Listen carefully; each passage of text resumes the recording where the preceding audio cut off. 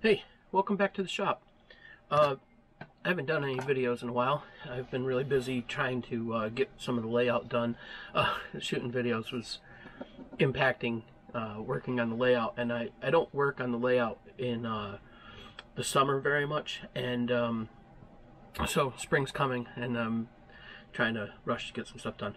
I've done a couple of different things. I've been working on a couple of different projects. I'm working on the Racket Lake section of the layout, and there's a track that had a warehouse on it and some other structures. There was an ice house nearby, so I have combined the two and put a ice house and a warehouse on the same track.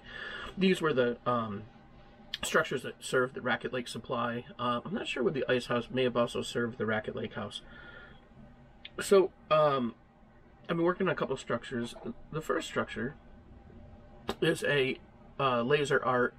It's a New York, Ontario, and Western model of an ice house. I don't have any photos of what was really on the Racket Lake Railway, so I use this as a stand-in. I have to say, it's an absolutely beautiful kit. There are no windows, so that makes it really easy, and just two external doors. A couple of little quirks. The side trim on the corners doesn't always match up, but it's a very nice kit, and okay price-wise. I do a lot of kits by a guy, Basher and Son. They sell off at eBay, and my engine house and my sawmill at the sawmill complex are both of their kits. I've modified the sawmill and detailed the inside to have the hardwood saw set up in there. This is what he calls a refrigerator building, but he tells you in the write-up it's anything, and it truly is. I don't know why it would be a refrigerator building, but it's a pretty great warehouse. The one thing I will say, I added the light and the big door over here. I'm trying to work backwards. I added that big door because for a warehouse it just had a man door going out onto the loading dock. A couple things about this loading dock: is really, really low compared to the loading dock on the ice house, but I fixed it on the layout by layering foam. So with these buildings, they have one has laser cut shingles, non-adhesive laser cut shingles, and the other one had tar paper, which was, they provided it, and it was construction paper.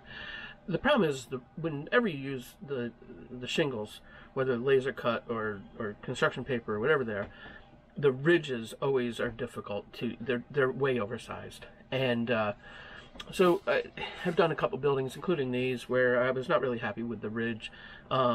I'm a pretty scale guy. I try to be pretty close. And you spend all this time building these beautiful buildings, and then things like that stick out.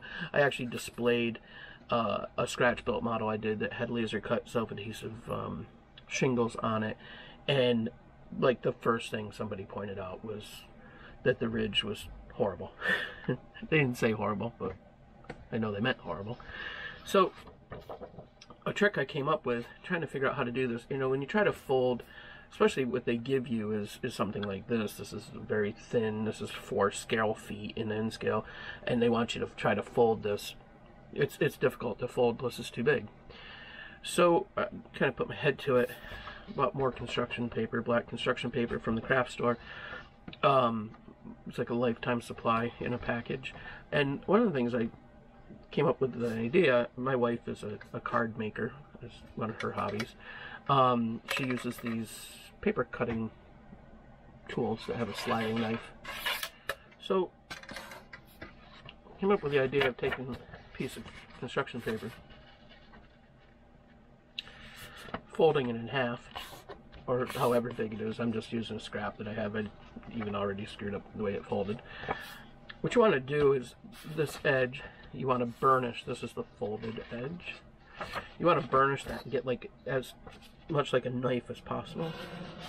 So I'm just using a piece of brass. This is brass stock I bought 25 years ago from the hobby shop.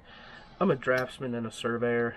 by trade, and we use burnishing tools to crease maps. When you finish up maps, you would crease them so they fold up really nice and they don't take up a lot of room. You also, when you're a draftsman, learn early on to not mark with your pencil against your plastic scale, let alone cut with a... not a good idea. So whenever you got to cut, use metal straight edge. So I have scale rulers. I have a bunch of them. I just use these to measure. I never cut against them, so they stay nice and clean. And then I just use this. So it's a cheap little thing to have. It got really pretty grungy, and I just cleaned it up really good. It really, it's an old drafting trick, really needs to have a couple layers of masking tape so that if you're trying to draw with ink, it doesn't suck it underneath there. But just a little tool. So I burnished off this edge. So this tool, this has a razor blade on it, and let me see if I can tip the camera down a little bit to better show it. You can lift this guide up and you can slide your paper in. You can get pretty thin. It must be, maybe it's almost 1/8 of an inch that I have in here. It could be closer to a 1/16. You want to try to get it lined up pretty even. You just slide the slide. So now,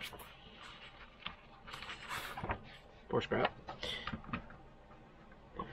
This is your piece of ridge cap. And every time I do this, I get better. One thing is, so you folded this and you creased it so it's really tight. So sometimes, especially when they're thin, you have to get in and use a knife to open up the crease again. And I shake like crazy, so this is always good.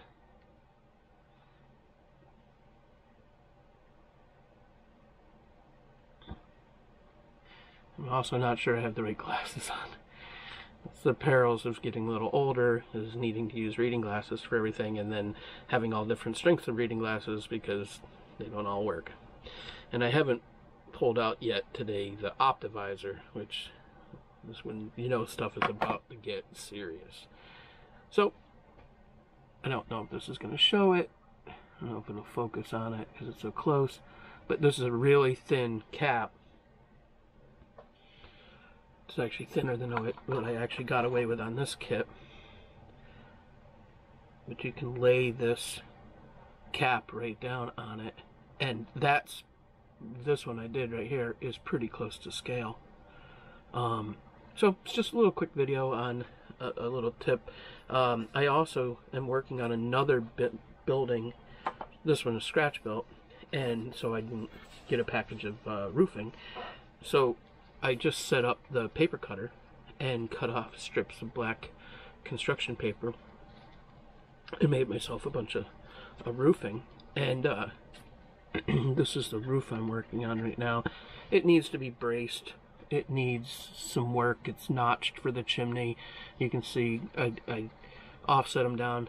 I just put white glue and layer it in there to stick it on there, and it settles pretty flat. When you're doing it, sometimes it bubbles up and you're like, oh, what's that doing? But then it eventually settles down, and then I'm gonna paint it. I do a chalky coat, like a flat black, and then dry brush it with different colors. That's how I did this roof. I just dry brushed it with different colors. The roof that I'm working on right now is for this structure that was pretty common in the Adirondack logging camps and other places. This is they were double log cabins. One side was the mess hall, one side was the dormitory, and they were connected with one roof, and they were connected across the roof with a breezeway, which is down below here. And so I'm working on this roof. I'll get it stuck on there, and then there's very distinctive batting that they put on using 2x4s and scrap wood to hold this down in the weather. So this is what I'm working on right now.